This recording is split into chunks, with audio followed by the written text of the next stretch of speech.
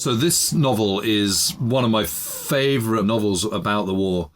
It's not contemporary. It's actually more recent. It's one of the Alan Furst novels, and I don't know if any of you have read him, but he's just terrific at mood. He's not quite so hot on plot, but he's terrific at mood and atmosphere. And The World at Night is just my favourite. And let me just read the blurb. So it says, Paris 1940, the civilised upper-class life of film producer Jean Casson ends with the German occupation of Paris. Out of money, almost out of luck, he attempts to work with a German film company but is drawn into the dark world of espionage and double agents. More used to evading jealous husbands than the secret police, Casson becomes a most reluctant spy, torn between honour, patriotism, love and survival. And the bit I'm going to read, it's Citizen of the Evening. So here we go. Night train to Madrid. The air was ice.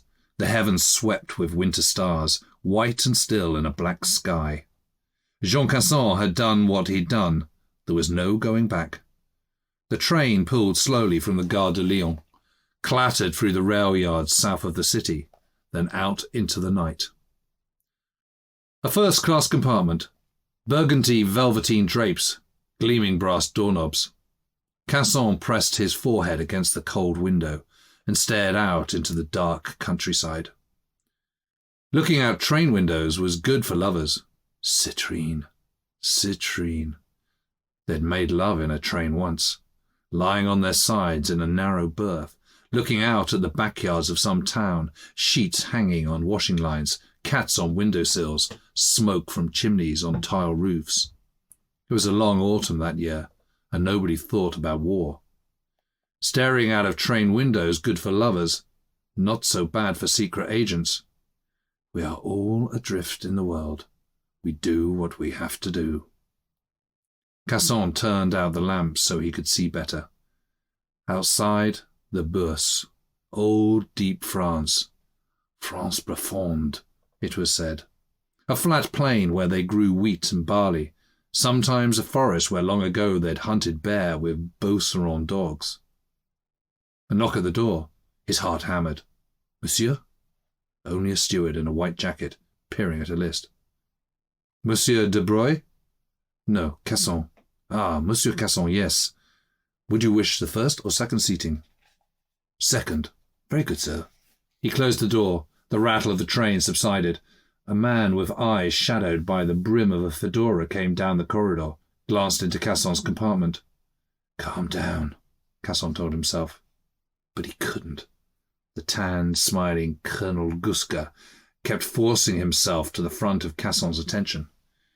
He wasn't a smart lawyer. Simic had been right there, Casson thought. But he was the sort of man who got things done, worked hard, full of vigour and stupefying optimism about life. Must get that spinnaker rigged. Must get that racket straight on my backhand. Must get to the bottom of that Casson business. He closed his eyes for a moment, took a deep breath, forced himself to take comfort from the dark countryside beyond the window. The French had fought and marched across these plains for centuries. They had fought the Muslims in the south, the Germans in the east, the British in the west. The Dutch in the north? He didn't know. But they must have some time or other. The War of the Spanish Succession, the 30 Years' War, Napoleon. Calm down. Or they'd find him dead of fear, staring wide-eyed at the scenery. Then it would be their turn to worry about the 300,000 pesetas. Of course, he thought, they wouldn't worry very long. Or perhaps it would just stay where it was. God only knew what would be lost forever in this war. The train slowed and stopped. Outside, nothing special, a frozen field. Compartment doors opening and closing, the sound of a slow train rumbling past. Something to do, anyhow. He got up and joined the other passengers, standing at the windows in the corridor. A freight train, flat cars loaded with tanks and artillery pieces under canvas tarpaulins, gun barrels pointing at the sky. He counted 30, 40, 50, then stopped.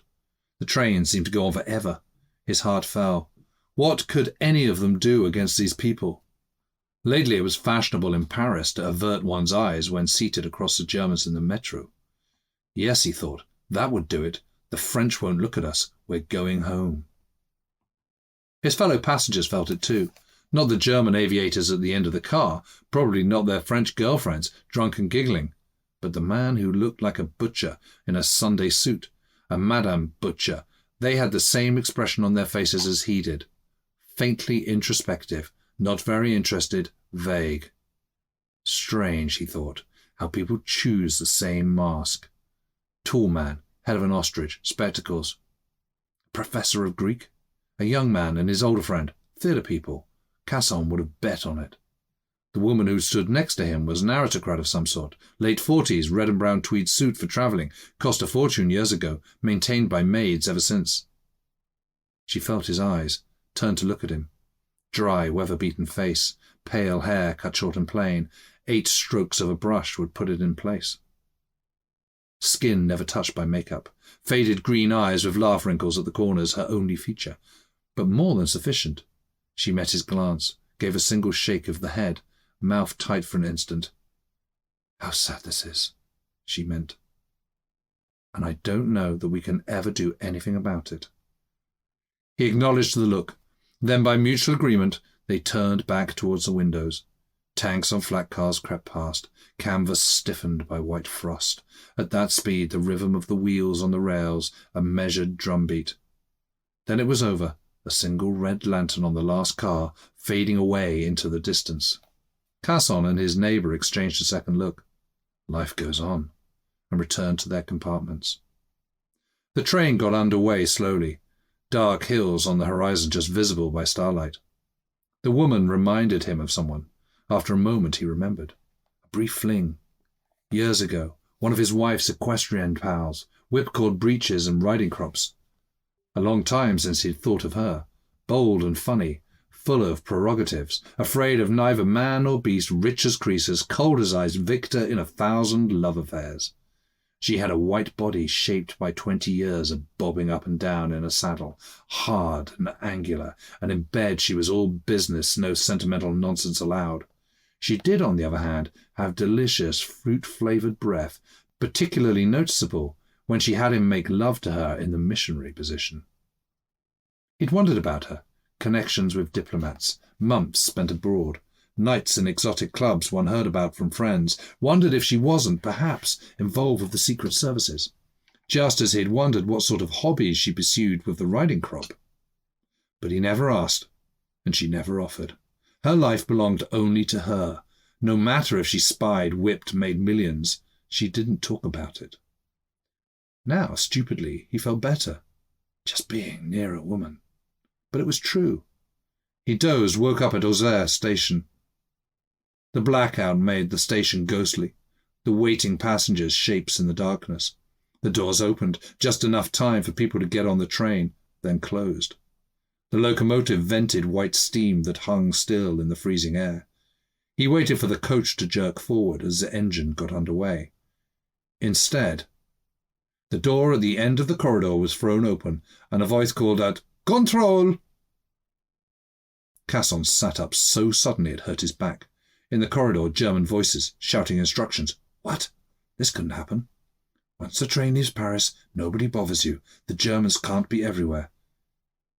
In panic, he twisted to look out on the platform. Pacing shadows, silhouettes of slung rifles just visible in the darkness. The darkness. He tested the window. No give. Of course. Windows in a railway coach. You had to be strong. Strong enough. A door slammed in the passageway. Another opened. Jump out of the window. Crawl under the train. Across the track. Running full speed. Out into the street. Auxerre. Who did he know? Where did they live? Someone. There was always someone. Someone would always help you. The door to his compartment opened. Controller. He stood up. Something in German. A wave of the hand. Sit down. He sat. There were 2 of them. SS officers. Leather coats open to black uniforms with lightning insignia. Steel-handled Lugers in high-riding leather holsters. They hadn't been on the train very long. He could feel the cold air on them. Papier. A gloved hand extended. Casson fumbled for his identification in the inside pocket of his jacket. His fingers had gone numb. The passport, the Ausweis, the envelope. He took them out. No, not the envelope. Clumsy, maladroit.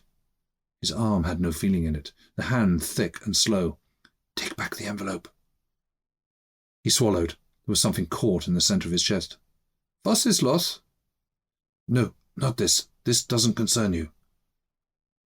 He placed passport and travel permit on the glove, started to put the envelope back in his pocket.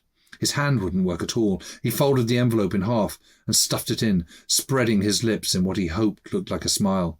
Sorry to be so stupid. Sorry to be trouble. Sorry, sir. Regret. Excuse. Didn't work. Something interesting here. The officer now looked closely at him for the first time. Not very old, Casson thought. In his 30s, perhaps. A fleshy face. Fat later on. Small eyes, cunning. This job was the most important thing that had ever happened to him. Not in a shop. Not in a garage. Casson looked down. The man hooked a gloved index finger under his chin and raised his head to where he could see Casson's eyes. What are you to me? Just one more pale Frenchman, or a fatal error.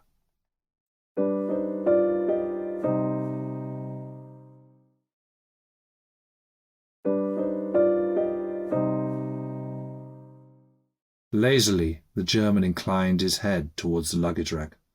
Valise, he said softly.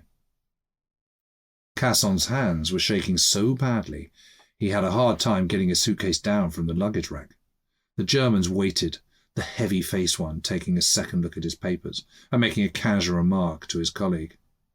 Casson recognized only one word, Gusk, as in, it's Guska who signed the travel permit. The dossier must be handled in his office. The response was brief, neutral, and something more. Respectful, as in, well, sometimes you come across these things. The officer turned on the lamps in the compartment. Whatever was caught in Casson's chest now swelled and made it hard to breathe. He fumbled with the lock, finally laying the suitcase open on the seat. It looked harmless enough. 2 shirts, side by side, one of them fresh from the blanchisserie, the other worn, then folded for packing.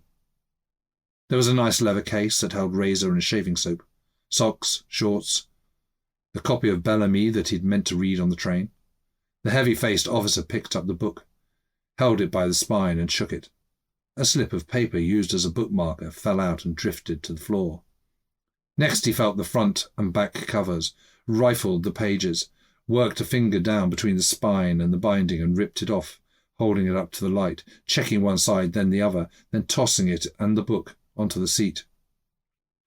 He reached over, lifted one corner of a shirt, saw nothing very interesting beneath it, a newspaper perhaps, and dropped it back into place.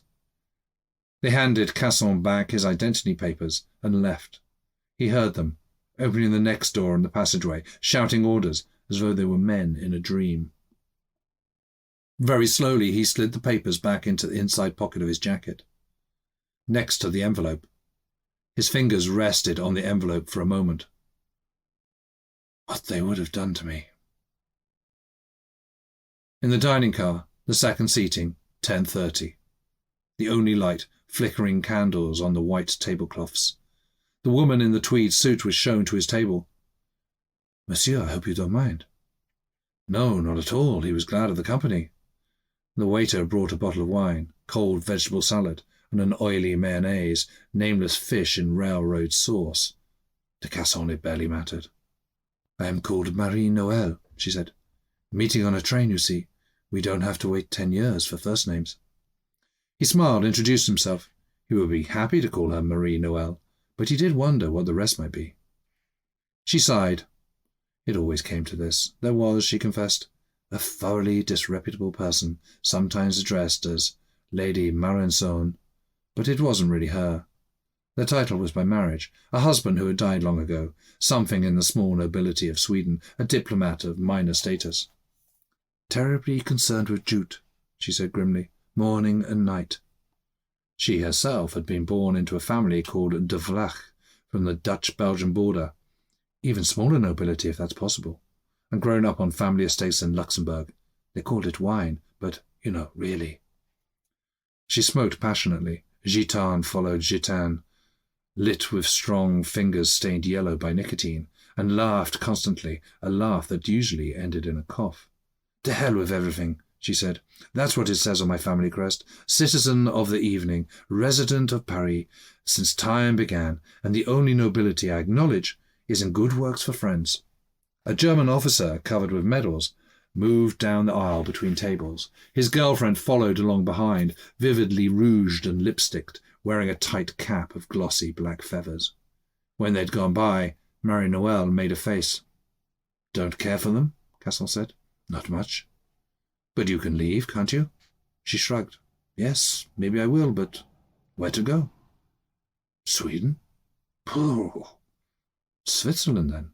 "Switzerland. Switzerland, yes, there's always that. Geneva, grey but possible. On the other hand, the visa. I mean, you have to know. God. Well, not just a nod to. Last September, a friend of mine went through it. She tried the embassies, the Americans, the Portuguese, and the Swiss. Spent hours in queues, but in the end, all she could get was a Venezuelan resident card, which cost her a fortune, and worse yet, the only place she could go with it was Venezuela. She stubbed out a Gistan, lit another. Well, she tries. She does try. She's positive. She's cheerful. She's all the things you're supposed to be. So different, she writes. The Latin culture. Sunny one minute, stormy the next. And Caracas. Intrigue. Of course it's ghastly, and she's miserable. It isn't Paris. It's a kind of horrid not Paris. She sees other emigres, most of them grateful to be alive, but all they can talk about is when we can go back, when life can be what it always was. The train slowed. They peered out of the window, trying to see past the reflection of the candle flame in the black glass. They were at the edge of a small city, passing the cottages that lined the track.